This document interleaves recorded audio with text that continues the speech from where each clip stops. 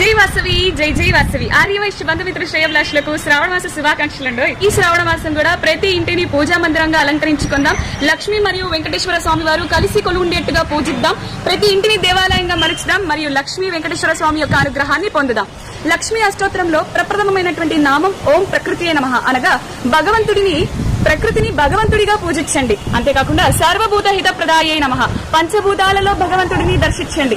శ్రద్ధాయే నమః, శ్రద్ధగా అర్చించండి. విభూత్యై నమః, నా అనుగ్రహాన్ని పొందండి. సురభ్యై నమః, కామధేనుని పూజించండి. పరమాత్మికాయే నమః, చేసే ప్రతి పనిను భగవత్ సేవగా భావించండి. శుచియే నమః, శుచి శుభ్రతలతో ఏ ఇంట్లో ఎవరైతే ఉంటారో ఆ ఇంట ఆరోగ్యం తాండవమాడుతుంది. అంతేకాకుండా సిరి సంపదలు లభిస్తాయి అంటూ అమ్మవారు ఇలా చెప్పింది.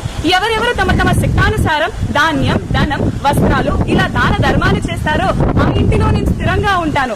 అంతేకాకుండా బ్రహ్మజ్ఞానులను పూజించే ఇంటిలో నేనుంటాను. భార్యాభర్తలు కలహం లేకుండా అన్యోన్యంగా ఉండే ఇంటిలో నేను స్థిరంగా ఉంటాను. పెద్దలను గౌరవించే ఇంటిలో నేను స్థిరంగా ఉంటాను. పిల్లలు తమ తల్లిదండ్రులకు ప్రతిరోజు కాళ్లకు నమస్కరించే ఇంటిలో నేనుంటాను. కామధేనుని పూజించే ఇంటిలో నేను స్థిరంగా ఉంటాను. ప్రతి శుక్రవారం శ్రావణ మాసంలో నన్ను పూజించే ఇంటిలో నేనుంటాను. అన్నం వృధా చేయకుండా సంతృప్తిగా తినే ఇంటిలో నేను ఉంటాను. అంతేకాకుండా అన్నయ్య, అక్కయ్య, చెల్లెలు, తమ్ముడు, అమ్మ, నాన్న అంటూ ఇలా వావి వరసలతో ఎవరైతే పిలుస్తారో ఆ ఇంటిలో నేను స్థిరంగా ఉంటాను.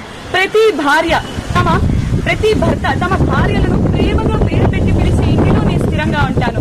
ఉదయాన్నే ఇంటి ముందర ముగ్గు పెట్టే ఇంటిలో నేను ఉంటాను. సూర్యోదయం కన్నా ముందుగానే ఎవరైతే నిద్రలేస్తారో ఆ ఇంటిలో నేను ఉంటాను. అత్తాకోడల్లా కాకుండా తల్లి కూతురు వరే సఖ్యంగా అన్యోన్యంగా కలిసి ఉండే ఇంటిలో నేనుంటాను అంటూ అమ్మవారికి ఇష్టమైనటువంటి పద్ధతులను చెప్పింది. అలానే అమ్మవారు ఎలాంటి ఇళ్లలో ఉండదో అది కూడా చెప్పింది. వ్యసనపరుడైనటువంటి యజమానుడు ఉండే ఇంటిలో నేను ఉండను. ముట్టైనటువంటి మహిళ ఇల్లంతా తిరిగి అమంగళం చేసే ఇంటిలో నేను ఉండను. పగిలిపోయినటువంటి ఫోటోలు, విరిగిపోయినటువంటి విగ్రహాలను అలానే పూజకు పెట్టి పూజించే ఇంటిలో నేను ఉండను. నిలబడి ఉన్నటువంటి లక్ష్మీ ఫోటోని పూజించే ఇంటిలో నేను ఉండను. గయ్యాలి భార్య ఉండే ఇంటిలో నేను ఉండను. పూజా మందిరంలో దీపారాధన చేయనటువంటి ఆ ఇంటిలో నేను ఉండను. అలానే అమ్మవారికి ఇష్టం లేనటువంటి గృహాల గురించి కూడా చెప్పిందండో. కొన్ని ఇళ్లలో ఏం చేస్తుంటారంటే అత్తగారేమో పూజా మందిరంలో, కోడలేమో వంటింట్లో వండ ఉండడం. ఇది ఇలా రోజు జరగడంతో రొటీనే అలవాటైపోతుంది. దీంతో ఆ కోడలు వంటింట్లో నాకి అత్తగారికి పూజా మందిరం అని ఫిక్స్ అయిపోతుంది. అత్తగారు కొన్ని రోజులు కూతురింటికి క్యాంపుకి వెళ్తే మరలా తిరిగి వచ్చేంత వరకు ఆ ఇంట్లో దీపం వెలిగించారు. అలా చేయరాదు. అలా చేయడంతో లక్ష్మీ అమ్మవారు తిరిగి వెళ్ళిపోతుంది. గణపతి సకుడై ఉండినన్ ఎనరాగ్ని శివుడు భిక్షమెత్తగా వలెన్, తన భార్యకు ఎంత కలిగినన్ తన భాగ్యము రక్ష తద్యము స్మృతి అని అన్నారు. అంటే లక్ష్మీదేవికి ఇష్టమైనటువంటి ఈ పద్ధతుల్ని ఆచరించడం ద్వారా ఆ ఇంటిలో జాతకాలతో సంబంధం లేకుండా, నక్షత్రాలతో సంబంధం లేకుండా, తలరాతులతో సంబంధం లేకుండా అమ్మవారు స్థిరంగా ఉంటానని స్వయాన అమ్మవారే మనకు వరాన్నిచ్చింది. అంతేకాకుండా భక్తులు 3 రకాలండి.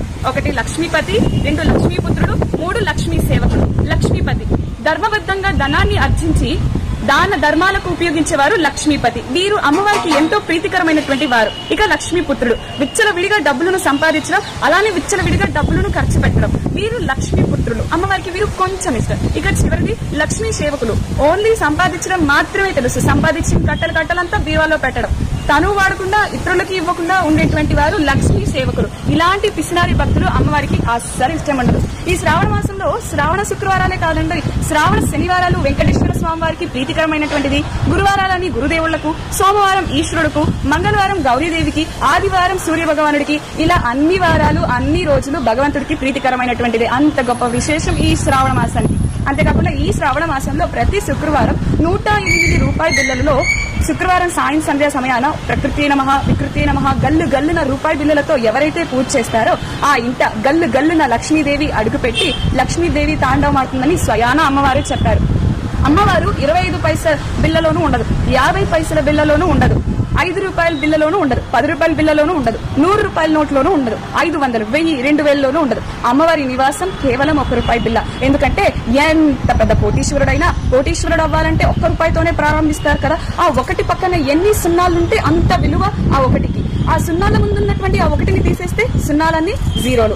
తెలుసుకున్నాంగా అమ్మవారి నివాసం 1 రూపాయి బిల్ల అని. తప్పకుండా ఈ శ్రావణ మాసాన మనం లక్ష్మీదేవికి ఇష్టమైనటువంటి పద్ధతులన్నీ ఆచరిద్దాం. అమ్మవారి యొక్క కృపా కటాక్షాలను పొందుదాం. ప్రతి ఇంటిని దేవాలయంగా మలుచుదాం. అలానే ఈ వీడియోని కూడా అన్ని ఆర్యవైశ్య గ్రూప్స్ కి షేర్ చేయండి. అందరినీ ఆచరింపచేయండి. తెలియని వారికి తెలియచేసిన వారిగా నిలుద్దాం. మరి ఇంకొక వీడియోలో కలుసుకుందాం. సెలవు. మరి నమస్తే. నేను మీ Aryavaishya spiritual and entertainment anchor Charitha జయం.